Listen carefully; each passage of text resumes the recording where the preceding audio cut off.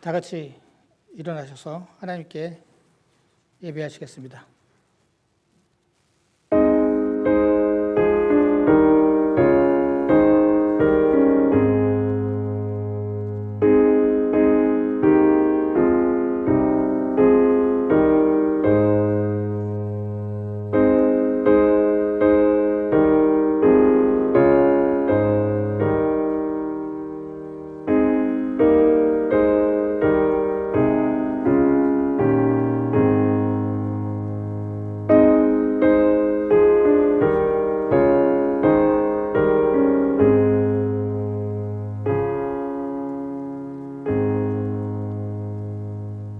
고맙습니다. 주님, 이 아침에 저희들 건강하게 깨워주시고 주님 전에 불러주셔서 저희들 함께 예배하게 하시니 감사합니다.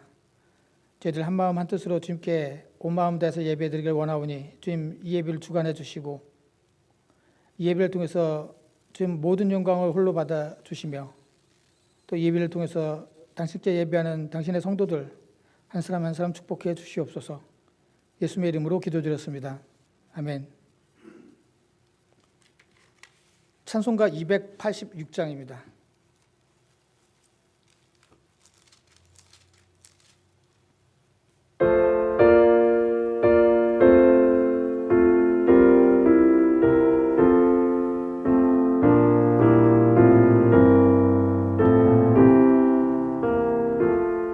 주 예수님 내 맘에 오사 날 붙들어 주시고 내 마음에 새 힘을 주사 늘 기쁘게 하소서. 사랑의 주 사랑의 주 내 마음속에 찾아오사 내 모든 죄 사하시고 내 상한 맘 고치소서. 주 예수님 내 맘에 오사 내 손 다시고 내 무거운 짐 맡아주사 참 평안을 주소서. 사랑의 주 사랑의 주 내 마음속에 찾아오사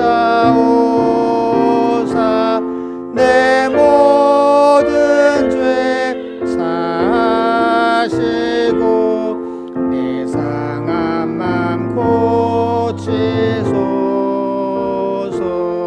주 예수님 내 맘에 오사 날 정결케 하시고 그 은혜를 내 맘에 채워 늘 충만케 하소서. 사랑의 주 사랑의 주 내 마음속에 찾아오사 내 모든 죄 사하시고 내 상한 맘 고치소서. 주 예수님 내 맘에 오사 나의 길 인도하시고 주 성령을 내 맘에 채워 늘 충만케 하소서. 사랑의 주 사랑의 주 내 마음속에 찾아오사 내 모든 죄 사하시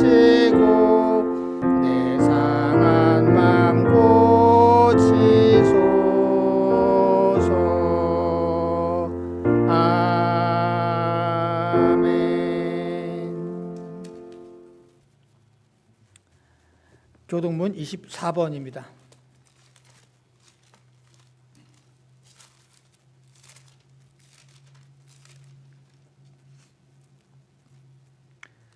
하나님은 우리의 피난처시요 힘이시니 하나님께 만날 큰 도움이시라. 그러므로 땅이 변하든지 산이 흔들려 바다 가운데 빠지든지 바닷물이 솟아나고 뛰놀든지 그것이 넘침으로 산이 흔들릴지라도 우리는 두려워하지 아니하리로다. 한 시내가 있어 나뉘어 흘러 하나님의 성 곧 지존하신 이의 성소를 기쁘게 하도다. 하나님이 그 성 중에 계시되 성이 흔들리지 아니할 것이라. 새벽에 하나님이 도우시리로다. 그가 땅끝까지 전쟁을 쉬게 하시며 발을 꺾고 창을 끊으며 수레를 불사르시는도다. 이르기를 너희는 가만히 있어 내가 하나님 됨을 알지어다. 내가 문나라 중에서 높임을 받으리라. 내가 세계 중에서 높임을 받으리라 하시도다. 만군의 여호와께서 우리와 함께 하시니 야곱의 하나님은 우리의 피난처시로다. 아멘.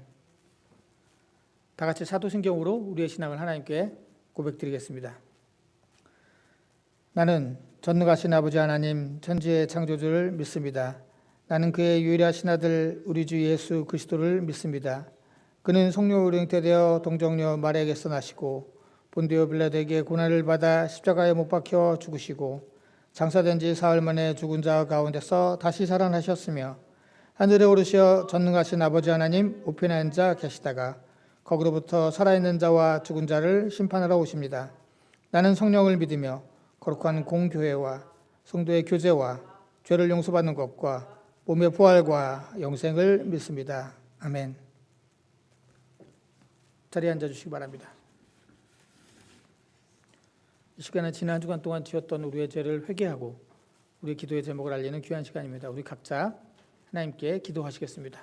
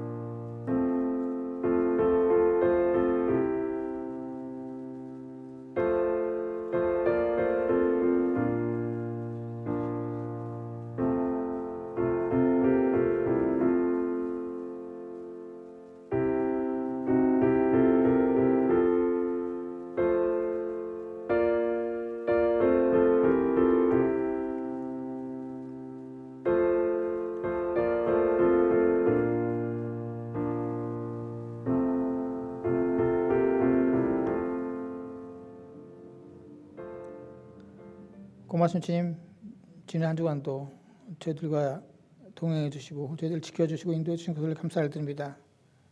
저희들 주님의 큰 은혜로 인해서 지난 한 주간 살았는데 저희들이 어리석고 부족하고 죄가 많아서 주님의 은혜에 합당하지 못했던 우리의 삶을 깨닫고 이 시간 주님 앞에 회개의 기도를 드렸습니다.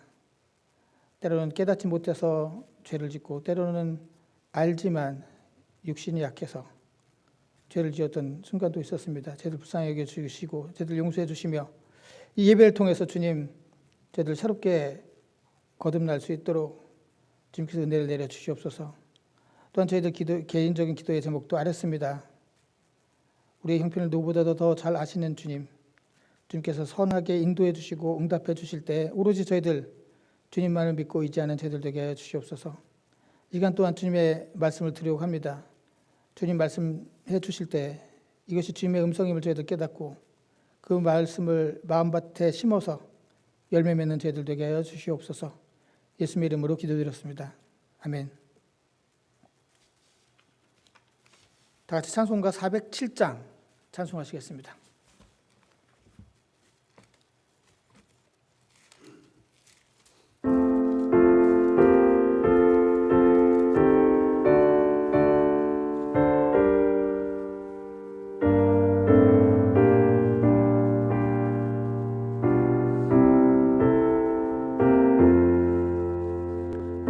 주와 함께 나 죽었으니 구주와 함께 나 살았도다. 영광의 그날에 이르도록 언제나 주만 바라봅니다. 언제나 주는 날 사랑하사 언제나 새 생명 주시나니 영광의 그날에 이르도록 언제나 주만 바라봅니다. 맘속에 시험을 받을 때와 무거운 근심이 있을 때에 주께서 그때도 같이 하사 언제나 나를 도와주시네. 언제나 주는 날 사랑하사 언제나 새 생명 주시나니 영광의 그날에 이르도록 언제나 주만 바라봅니다. 뼈 아픈 눈물을 흘릴 때와 쓰라린 마음으로 탄식할 때 주께서 그때도 같이 하사 언제나 나를 생각하시네. 언제나 주는 날 사랑하사 언제나 새 생명 주시나니 영광의 그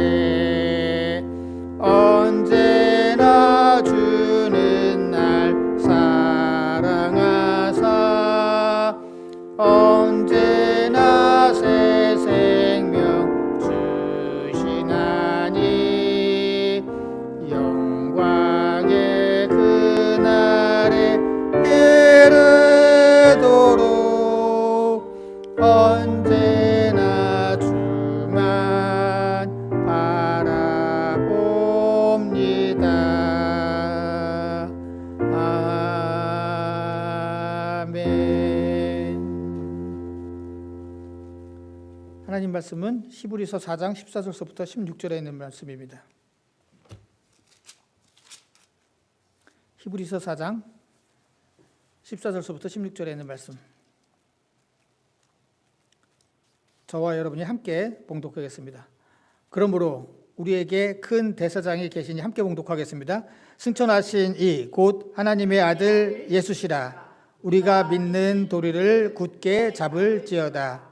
우리에게 있는 대제사장은 우리의 연약함을 동정하지 못하실 이가 아니요 모든 일에 우리와 똑같이 시험을 받으신 이로되 죄는 없으시니라.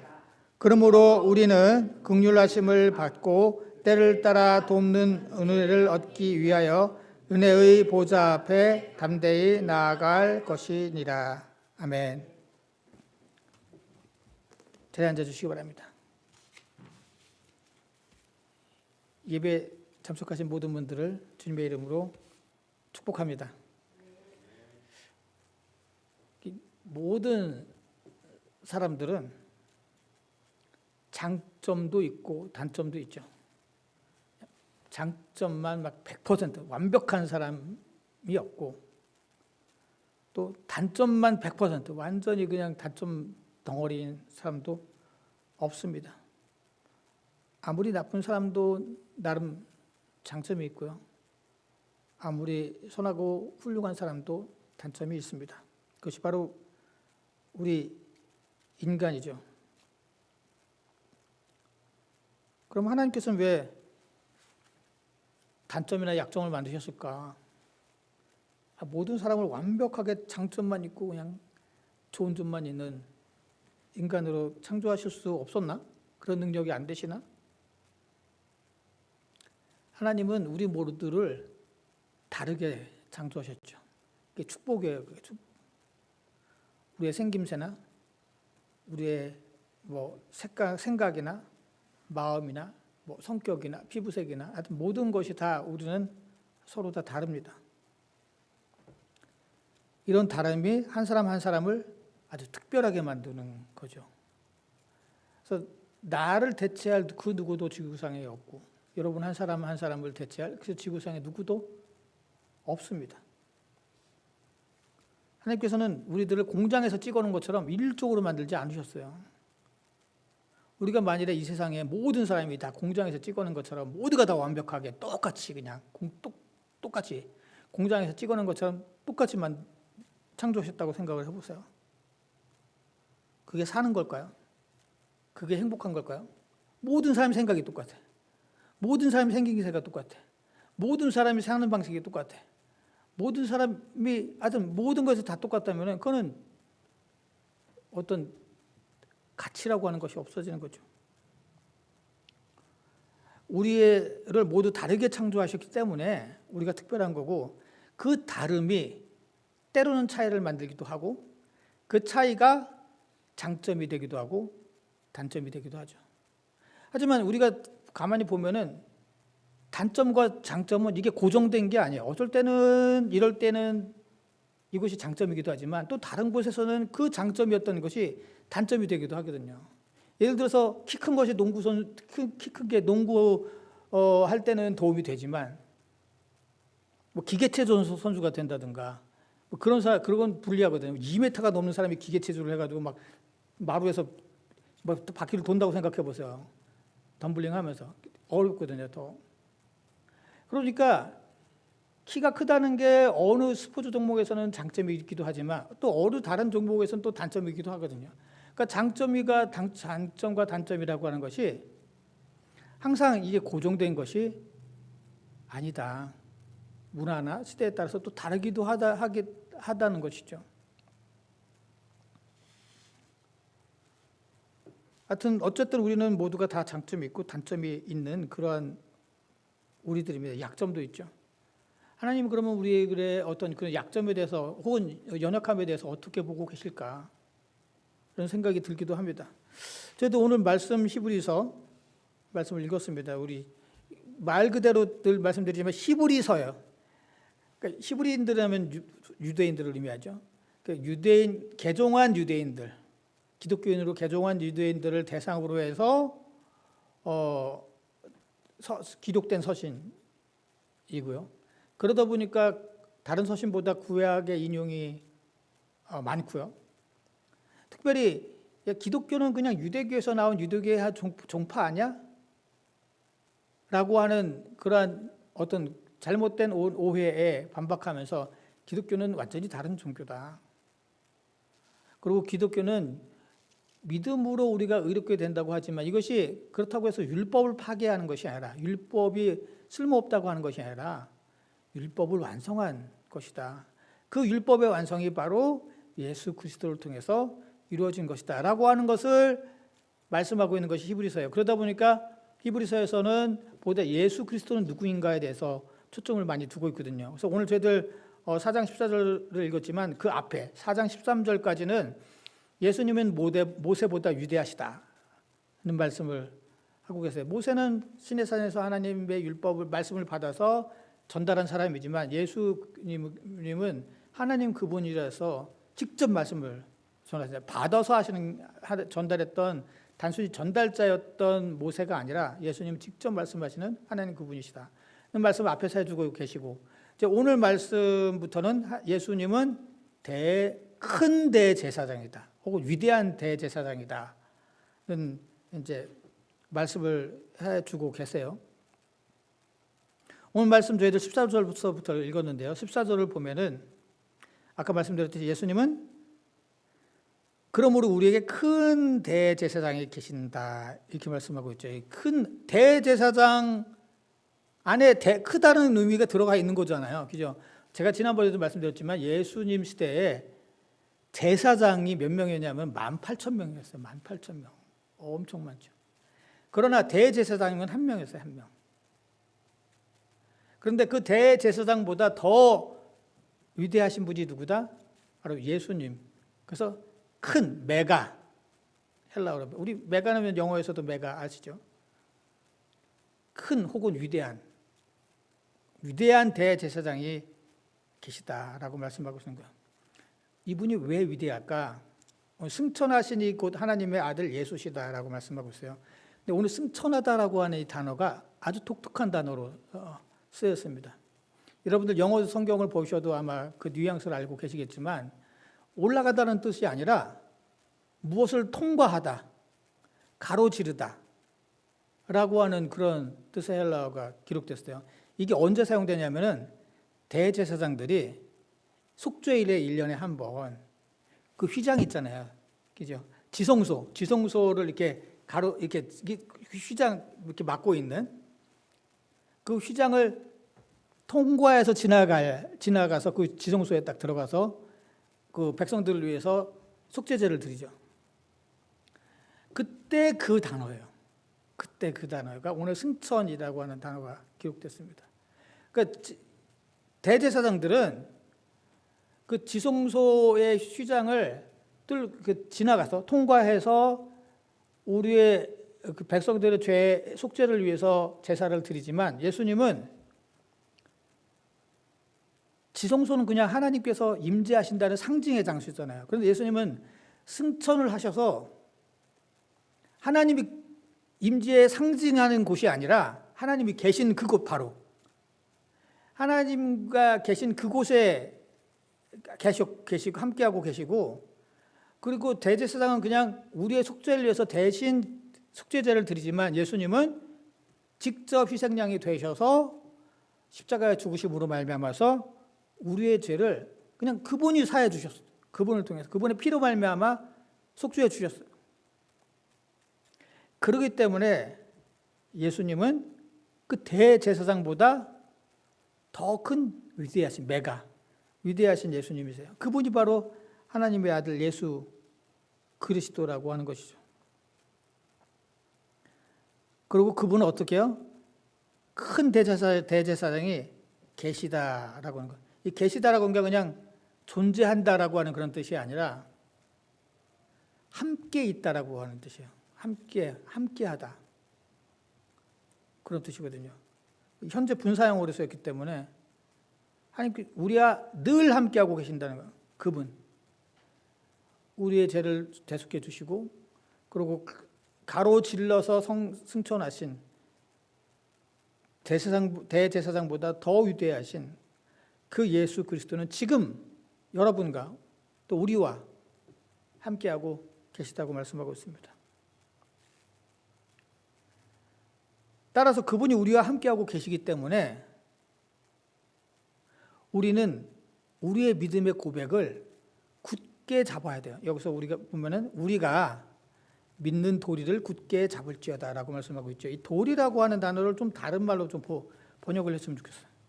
원래 이게 고백하다라고 하는 뜻이거든요. 고백하다. 아마 그래서 영어 성경에서 NRSV 같은 경우에도 confession으로 번역을 했습니다. 고백하다로 번역을 했어요.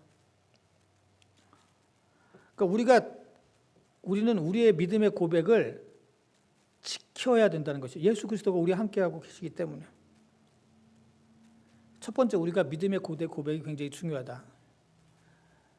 어떤 교회에서는, 저희 교회에서는 사도신경을 예배 시간마다 사도신경을 통해서 신앙을 고백하죠. 이 신앙의 고백이 중요해요. 그 사도신경의 고백을 통해서 우리가 무엇을 믿고 어떤 우리가 고백을 하고 있는지가 드러나거든요. 물론 그것을 사도신경 안 하는 교회들이 이단이야, 잘못됐어, 가짜야 이러는 것은 아니지만 사도신경이야말로 우리가 믿는 내용의 가장 근본적이고 가장 기초적인 내용을 담고 있거든요. 우리가 오늘도 사도신경을 했지만 믿습니다라고 계속 끝나거든요. 나는 전능하신 아버지 하나님, 천지의 창조주를 믿습니다. 그게 내가 믿는 거예요. 내가 믿는다고 고백을 하는 거예요. 나는 그의 유일하신 아들 예수 그리스도를 믿습니다. 예수 그리스도를 믿는데 그분이 그의 유일하신 아들이시라고 하는 것을 내가 믿는다고 하는 것을 고백을 하는 거예요. 그리고 나는 성령을 믿으며, 거기서도 그러니까 성부와 성자와 성령 다 나오죠. 나는 성령을 믿으며 죄의 용서와 부활과 영생을 믿습니다. 아멘으로 끝나잖아요. 우리가 그러한 그 믿음의 고백을 고백을 하는 것이 아주 중요해요. 이렇게 우리가 무엇을 믿는지에 대해서 적어도 우리가 그 외에 다른 고백들도 많죠. 하지만 이런 적어도 아주 기초적이고 기본적인 것을 우리가 적어도 일주일에 한 번 예배를 통해서 우리가 이 하나님께 나의 믿음을 고백을 드리는 것은 중요하다는 것이죠. 그런데 이렇게 고백을 드리는 것도 중요하지만 더 중요한 게 있죠. 그 고백을 지키는 거죠. 그렇지 않으면 이 고백은 그냥 뭐라고 그래야 되지? 그냥 주문이 되고 마는 거예요. 그냥 아무 의미 없는 주수준의 주문밖에 되지 않아요. 연인이나 부부간에 사랑한다라고 하는 고백도 중요하지만 실제로 살아가는 게 더 중요하죠. 입술로만 사랑한다고 하고서 막 뒤에서는 바람 피고 거짓말하고 이러면은 그게 의미가 없는 거예요. 하지만 이 고백을 지킨다는 게 우리가 사실은 쉽지 않거든요. 우리가 믿음의 고백을 하고 그 고백을 지키는 것이 어디 쉬운 일인가요? 그 멋있는 고백을 한 후 그 고백을 지키지 못했던 사람이 바로 베드로였죠. 마태복음 16장 16절 23절. 예수님께서 제자들에게 물으시죠. 사람들이 나를 누구라 하느냐. 계속 말씀드리지만 예수님께서 몰라서 물으시는 게 아니에요. 예수님께서 질문을 하실 때는 몰라서 궁금해서 질문을 하시는 게 아니에요. 예수님께서 그것도 모르시나? 아니면 혹은 예수님께서 좀 자신감이 없으시나? 그래서 사람들 눈치를 보기 때문에 사람들이 나를 물어가고 누구라나? 라고 하는 그런 사람들의 반응이 궁금하신가? 그게 아니라고 하는 거죠. 뭐예요? 예수님은 우리가 우리의 입술로 고백하기를 원하세요. 내가 믿는 예수님은 누구십니다. 라고 고백하기를 원하신다는 거죠. 그냥 모든 고백이 다 옳으냐? 그렇지 않죠. 잘못된 믿음으로 잘못되게 고백하는 사람들도 굉장히 많아요. 그렇기 때문에 우리가 바른 믿음이 굉장히 중요하다는 것이죠. 여기서도 마찬가지죠. 제자들이 얘기를 하잖아요. 더러는 세례요한이라고 하기도 하고요. 더러는 엘리야라고 하기도 하고요.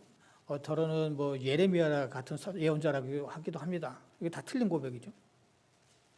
예수님께서 그걸 들으시고 그럼 너희들은 나를 누구로 하느냐? 라고 물으세요.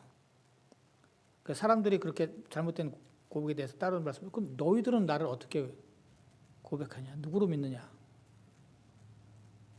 그때 베드로가 이렇게 대답을 하죠. 마태복음 16장 16절에 시몬 베드로가 대답하여 이르되 주는 그리스도시요 살아계신 하나님의 아들이시니이다.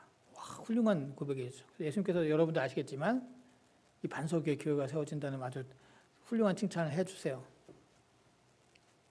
하지만 바로 뒤에 예수님께서 그래 그러면은 내가 앞으로 고난을 받아 죽고 사흘 만에 부활할 것이다라는 말씀을 하세요.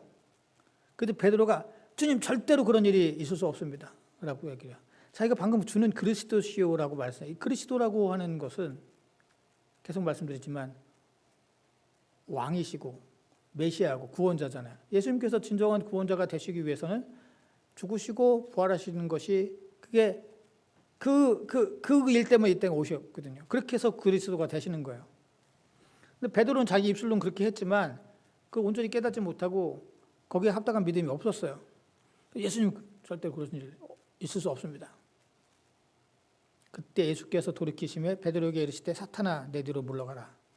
너는 나를 넘어지게 하는 자로다. 내가 하나님의 일을 생각하지 않고 오히려 사람의 일을 생각하는도다. 고백은 멈췄지만 고백에 합당한 믿음이 없었고 그러므로 말미암아서 결국 베드로는 예수님께서 잡히셨을 때 3번 모른다고 부인을 하기도 했습니다.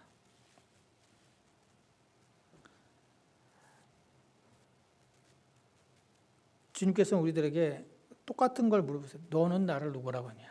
너는 나를 누구로 믿고 있느냐? 고백하길 원하세요. 그리고 그 오늘 히브리서 통해서 그 믿음의 도리가 아닌 믿음의 고백이에요. 믿음의 그 고백을 굳게 붙잡아라. 그걸 지켜라. 라고 우리에게 말씀하고 계시는 거죠. 왜? 대제사장, 큰 위대한 대제사장인 하나님의 아들 예수 그리스도께서 우리와 지금 함께하고 계시기 때문에 너희들이 고백하는 그 믿음의 고백을 지켜야 된다라고 말씀하고 있는 것이죠. 그렇다면은 그런 생각이 듭니다. 우리가 그럼 어떻게 그런 고백을 지켜? 아니 베드로, 예수님의 제자 베드로도 실패했는데 예수님과 3년 동안 동고동락하고 예수님의 수제자라고 알려졌던 베드로도 실패했는데 내가 뭐라고 내가 그런 고백을 지킬 수 있을까? 아까 말씀드렸듯이 굳게 잡으라라고 하는 말씀은 우리가 굳게 잡아야 그 고백을 지킬 수 있다는 뜻이죠. 그냥 슬슬 대충 잡고 있어. 그래도 지킬 수 있어. 그거 아니에요. 우리가 그걸 굳게 붙잡고 있어야 된다는 거예요. 그런데 그럼에도 불구하고 우리는 연약해서 그 붙잡는 걸 놓치기 쉬워요. 연약한 존재예요, 우리는요.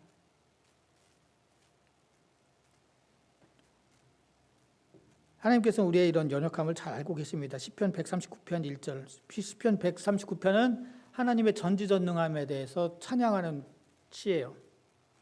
1절에 처음 시작을 이렇게 하죠. 여호와여 주께서 나를 살펴보셨으므로 나를 아십니다. 하나님께서 우리의 모든 것을 알고 계세요. 우리의 장점도 알고 계시고 약점도 모두 알고 계십니다. 그런데 하나님께서 그래 뭐 이론적으로 하나님께서 아시겠지. 뭐 인간이 연약한 건 다 알지. 누가 몰라 그거를. 너도 알고 나도 알고 우리도 다 알고 있는 그게 상식 아닌가? 완벽한 사람 없는데 아시겠지. 그런 이론적으로 알고 계시는 게 아니에요. 오늘 15절 말씀. 우리에게는 그 대제사장 예수님이죠. 우리의 연약함을 동정하지 못하실 리가 아니요 모든 일에 우리와 똑같이 시험을 받으신 이로되 죄는 없으신다. 우리를 동정 못하실 리가 아니요 다시 동정하신다는 뜻이죠. 우리를 동정하신다라는 뜻이죠. 근데 이 동정이라고 하는 것이 그냥 헬라어가 있는데 그 헬라어 뜻을 살펴보면은 쉼으로 시작하는 단어예요. 쉼이면 함께라고 하는 뜻이거든요. 헬라어에서 함께 아파하다. 이런 뜻이에요. 함께 고통을 체험하다. 이런 뜻이에요. 그러니까 예수님은 인간의 몸으로 이 땅에 오셨기 때문에 오셔서 아까 계속 말씀드리지만 예수님은 인간 100% 인간이셨어요. 예수님이니까 다르시겠지. 그 아니에요. 예수님은 죄가 없으신 면에서 다르셨어요. 하지만 인간이라고 하는 그런 의미에서는 같으셨어요. 먹어야 사시고 안 굶으면 배고프시고 병들면 아프시고 시간이 가면 나이가 들어가셨고 똑같았단 말이죠. 예수님은. 그렇기 때문에 예수님께서는 우리가 똑같은 고민과 고통과 시험을 받으셨어요. 우리가 하는 고민을 예수님께서 안 하신 것이 아니고 예수님도 똑같은 고민을 하셨고 똑같은 고통을 받으셨고 똑같은 시험을 받으셨다는 것이죠. 누구나 다 어떤 브레이킹 포인트라고 하죠. 누구나 다 다 약점이 있어요. 어떤 사람이 뭐 나에 대해서 뭐라고 하면 때로는 뭐 아무렇지도 않아요. 그런데 내가 팍 터지는 그런 어떤 포인트가 있죠. 다른 거는 이렇게 참고 넘어가는데 뭐 하나 딱 건드리면 그냥 사람이 갑자기 확 돌변하는 어떤 브레이킹 포인트가 있다는 거죠. 마치 뭉친 근육이 있는데 그냥 다른 데는 이렇게 눌러도 괜찮아. 근데 그 포인트는 살짝만 눌러도 그냥 와 자지러져 아파서. 그런 것처럼 우리에게는 어떤 브레이킹 포인트라는 게 있어요. 그 약점이라는 게 있어요. 사탄은 그 포인트를 잘 알고 있어요. 그래서 그러고 그곳을 공략하죠.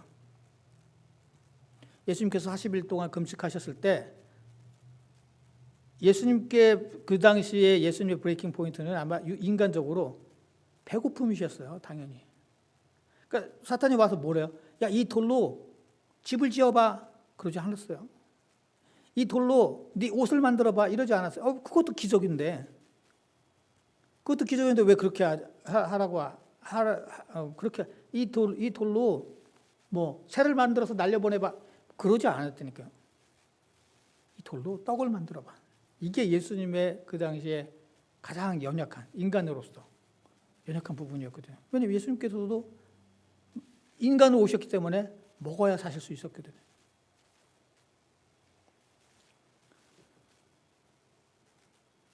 우리들에게도 그 고백을 붙잡지 못하도록 우리의 가장 약한 곳을 공략해요. 우리가 연약하다는 걸 알거든요. 그리고 우리의 약점이 무엇인지 알아요. 그래서 내가 아무리 굳게 붙잡으려고 해도 안 된다니까. 그걸 못 잡게 하는 게 있어요. 내가 철봉을 꽉 잡고 있는데 이 손가락 하나씩 놓는 거지 지금. 빼는 거지. 아니면 간지럼을 잘 타는 사람한테 간지럼을 하겠지. 그럼 철봉 붙잡고 있는 걸 놓겠지. 잘 알고 있어요. 그래서 16절에 이렇게 말씀하고 있습니다. 그러므로 우리는 긍휼하심을 받고 때를 따라 돕는 은혜를 얻기 위하여 은혜의 보좌 앞에 담대히 나갈 것이다.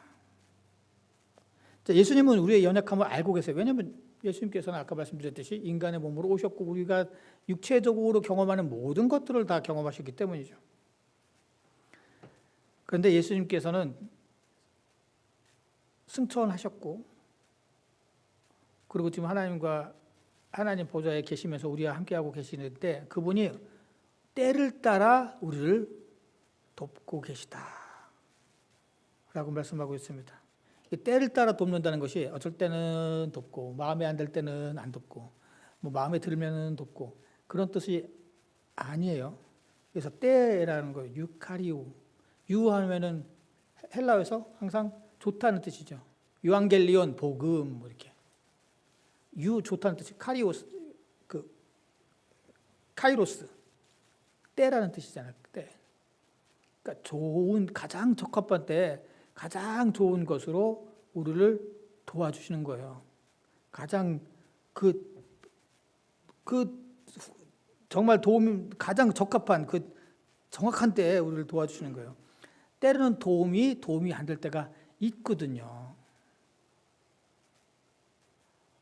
저희가 학교에서 아이들 이렇게 이제 놀이터를 한다든가 아니면 점심을 먹으러 간다든가 하면 아이들이 이제 교실 정리를 다 시켜요. 차라리 우리가 하는 게 훨씬 나아. 답답해서 죽겠어. 안 한다고 막 뻗팅기고 안 하려고 하고. 우리가 하는 게 훨씬 더 편해. 그런데 아이들 하게 만들어요.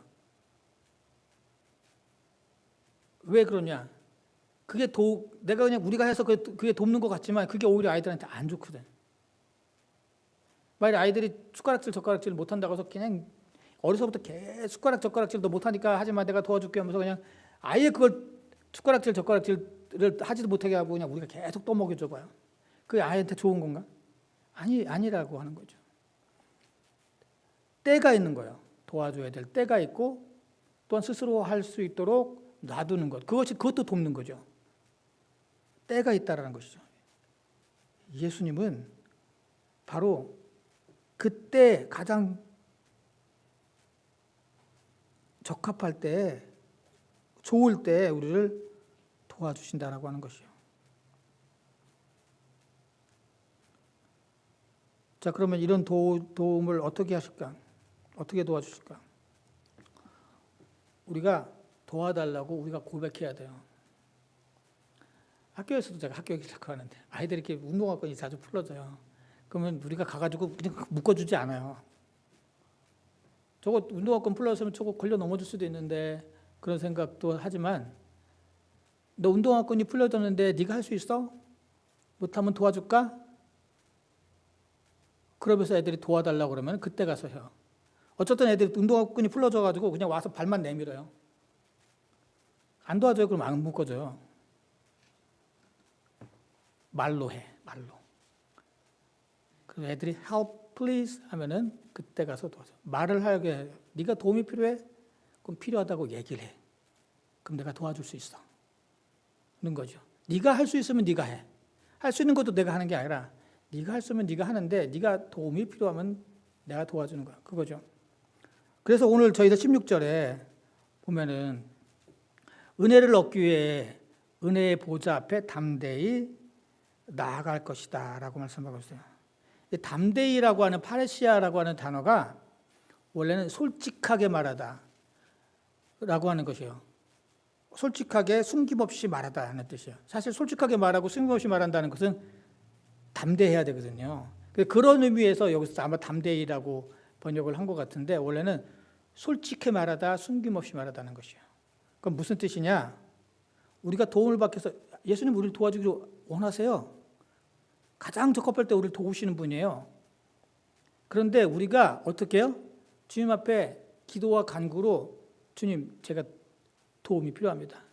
제가 지금요 이게 지금 믿음의 고백을 굳게 잡고 있거든요. 그런데 제가 연약하고 부족하고 어리석어서 제가 이거 끝까지 잡을 수 있을 수가 없습니다. 주님 도와주십시오. 라고 하는 거예요. 예수님께 계속 말씀드리지만 예수님이 몰라서 우리가 도움이 필요하다. 얘가 무슨 도움이 필요한지 몰라. 그래서 알려줘야지 예수님한테. 그게 아니에요. 다 알고 계세요. 하지만 내가 도움이 필요하다는 것을 주님 앞에 고백을 하는 것이죠. 그러므로 말미암아서 뭐냐? 나는 연약합니다라고 하는 것을 고백하는 것이고 또 하나 주님은 무엇이든지 하실 수 있는 주권자이십니다라고 하는 고백이 그 안에 들어가 있는 거예요. 나는 도와주십시오라고 하는 말에는 그런 고백이 우리의 믿음이 들어가 있는 거예요. 아까 말씀드렸죠. 아이들이 그냥 와가지고 도와달라고 안 그러면은 도움이 필요한지 알아요. 알지만 말하게 만드는 거예요. 직접. 아이들 귀찮게 하려고 하는 거예요. 아니에요. 아이들이 도움이 필요할 때는 도와달라고 얘기하는 것이 그것도 하나의 교육이고 중요하기 때문이죠. 우리도 마찬가지예요. 주님께서는 우리에게 담대히 다시 말해 솔직하게 말하기를 원하세요. 기도와 간구로 주님 저는 주님의 도움이 필요합니다라고 하는 것이죠. 이건 아무것도 안 하고 도와달라는 게 아니에요. 내가 믿음의 고백을 굳게 잡아라고 했는데 난 처음부터 그냥 잡고 있기가 싫어. 그러니까 주님께서 다 도와주세요. 그냥 처음부터 끝까지 다 도와주세요. 나 그냥 아무것도 안 할게요가 아니에요. 내가 지금 굳건히 잡고 있어요. 지금 최선을 다하고 있어. 근데 우리가 아까 말씀드렸지 연약하다니까. 주님도 그걸 알고 계시고. 그러니까 주님 제가 지금 이 상황에서 제가 이게 놓칠 것 같습니다. 가장 약한 점을 지금 계속 공략하고 있어요. 그러니 주님 도와주십시오. 라고 주님 앞에 고백을 하는 것이죠. 그러면 주님께서 우리를 도와주세요. 이 돕다라고 하는 단어도 굉장히 흥미로운 단어인데요. 이게 보에테이아라고 하는 단어인데 사도행전 27장 17절에 전혀 다른 의미로 번역을 했어요. 사도행전 27장 27절. 17절. 자, 우리가 잘 아시다시피 사도 바울이 로마로 끌려가요. 죄수의 몸으로. 그런데 어떻게 됐어요? 중간에 엄청나게 큰 태풍을 만나죠. 다 죽게 생겼어요. 지금 배가 다 완전히 부서지고 떠내려가게 생겼어요. 그때 사람들이 배가 파도에 휩쓸려 가거나 부서지지 않도록 끌어올려서 줄을 가지고서 헌채로 둘러 감쌉니다. 이때 이 줄을 오늘 돕다라고 하는 그 뜻의 똑같은 단어가 사용됐어요. 무슨 뜻이냐? 우리가 인간이 어떻게 할 수 없는 태풍 같은 그러한 위기에 우리는 다 놓일 수가 있다. 그때에 우리를 돕는 줄이라고 하는 뜻이에요. 우리를 돕는 줄. 인간이 만든 줄은 끊어질 수 있지만 그리스도라고 하는 그 우리를 돕는 줄은 절대 끊어질 수 없어요. 아무리 큰 태풍이라 할지라도, 아무리 큰 파도라고 할지라도, 아무리 큰 바람이라 할지라도 우리를 단단히 붙잡아 주세요.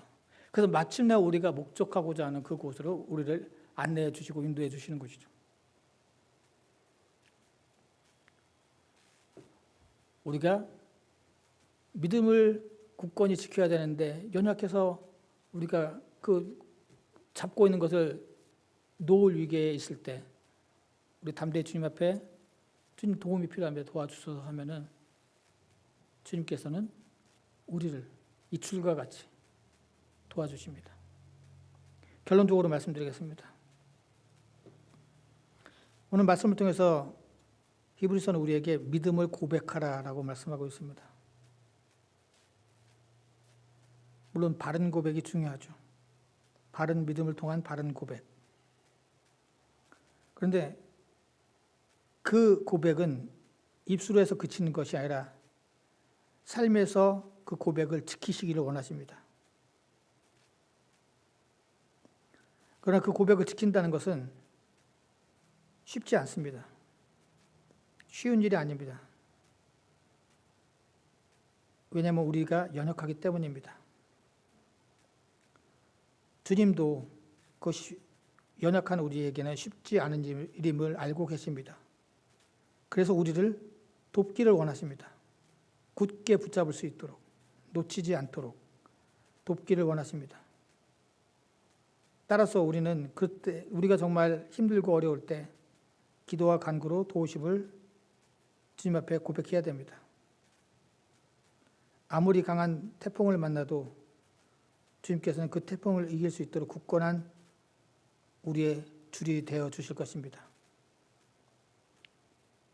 주님 앞에 우리의 믿음을 고백하시고 그 고백에 합당한 삶을 살아가시고 혹시라도 우리가 연약해서 그 고백에 합당한 삶을 살아가는 것이 어렵다면 우리의 위대한 제사장이 되어주시고 우리를 도우시는 주님 앞에 도움을 간구해서 주님의 도우심으로 이기시고 승리하시는 저희 모두 되시기를 주님의 이름으로 기원합니다. 기도하시겠습니다. 고맙습니다. 주님 감사합니다. 믿는 자에게는 다 그 믿음의 내용들이 있습니다. 주님께서 그것을 고백하기를 원하십니다. 지혜를 주셔서 바른 믿음과 바른 고백을 할 수 있도록 저희들을 붙잡아 주시고 그 고백이 입술에서 그치는 것이 아니라 저희들 삶에서 적용해 가면서 살아갈 때 그 고백을 놓치지 않도록 굳건히 잡을 수 있도록 주님께서 저희들을 도와주시옵소서. 예수님의 이름으로 기도드렸습니다. 아멘. 찬송가 540장입니다.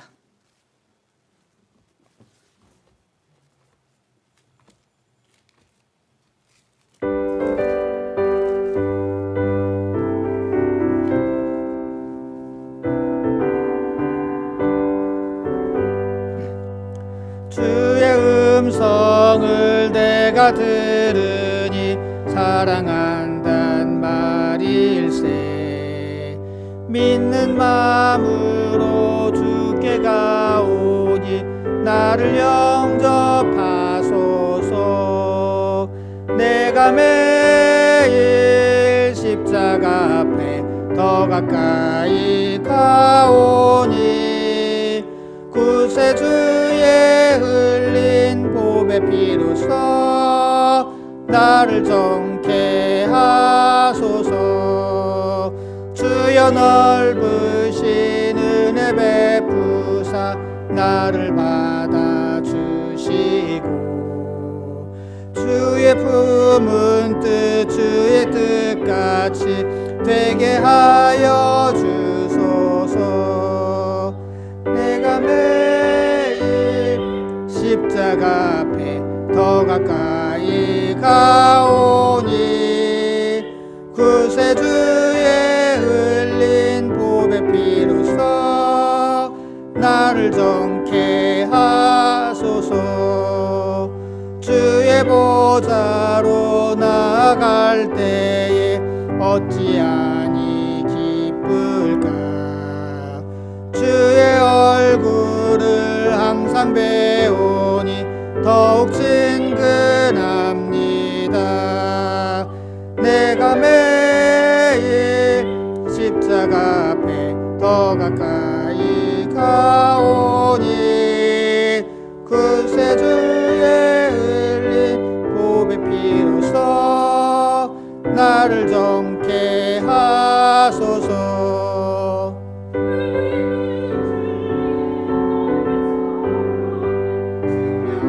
자 없으며 주가 주시는 참된 기쁨도 헤아릴 수 없도다. 내가 매일 십자가 앞에 더 가까이 가오니 구세주의 흘린 보배 피로써 나를 정케 하소서. 아멘. 바친 헌금을 위해서 기도하시겠습니다. 지금도 위대한 대사장으로서 우리와 함께하고 계신 주님, 그래서 우리를 도우시고 우리를 인도해 주시는 주님의 은혜를 감사를 드립니다. 저희들 주님의 모든 은혜에 감사해서 이 예물을 정성껏 구별해서 바칩니다. 주님 기뻐 받아주시고 이 예물을 바친 손길들 주님 한 사람 한 사람 기억하시고 때를 따라 돕는 주님의 놀라운 은혜와 축복이 넘치게 하여 주시옵소서. 예수님의 이름으로 기도드렸습니다. 아멘. 인사와 간구 시간입니다. 주변 분들과 인사 나누시기 바랍니다.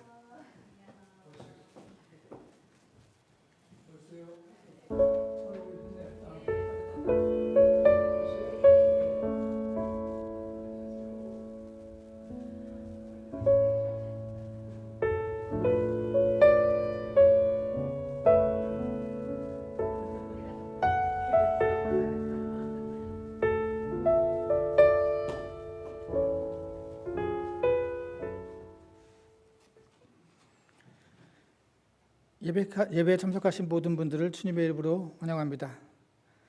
다른 광고 말씀 없으시면 다 같이 일어나셔서 찬송가 430장 찬송하신 후에 축도로 예배 마치겠습니다.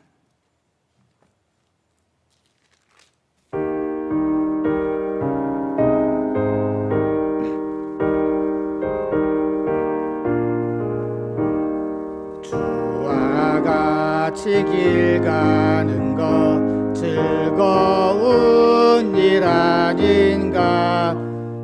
우리 주님 걸어가신 발자취를 밟겠네. 한 걸음 한 걸음 주 예수와 함께 날마다 날마다 우리 걸어가리. 어린아이 같은 우리 미련하고 약하나 주의 손에 이끌리어 생명길로 가겠네. 한 걸음 한 걸음 주 예수와 함께 날마다 날마다 우리 걸어가리. 꽃이 피는 들판이나 험한 골짜기라도 주가 인도하는 대로 주와 같이 가겠네. 한 걸음 한 걸음 주 예수와 함께 날마다 날마다 우리 걸어가리. 옛 선지자 에녹같이 우리들도 천국에 들려 올라갈 때까지 주와 같이 걷겠네. 한 걸음 한 걸음 주 예수와 함께 날마다 날마다 우리 걸어가리. 아멘. 기도하시겠습니다. 지금은 우리를 위해서 십자가에 달려 돌아가신 예수 그리스도의 은혜와 이 땅에 하나밖에 없는 독생자를 우리를 위해서 보내주신 하나님의 무한하신 사랑하심과 우리를 도우시고 인도하시는 성령님의 감화 감동 역사하심이 이 집에 이제 믿음의 고백을 굳게 붙잡고 가기로 작정하고 돌아가는 모든 성도들의 머리 위에와 그들의 가정과 생업과 그리고 이 교회 위에 영원토록 함께 하시기를 간절히 축원하옵나이다. 아멘.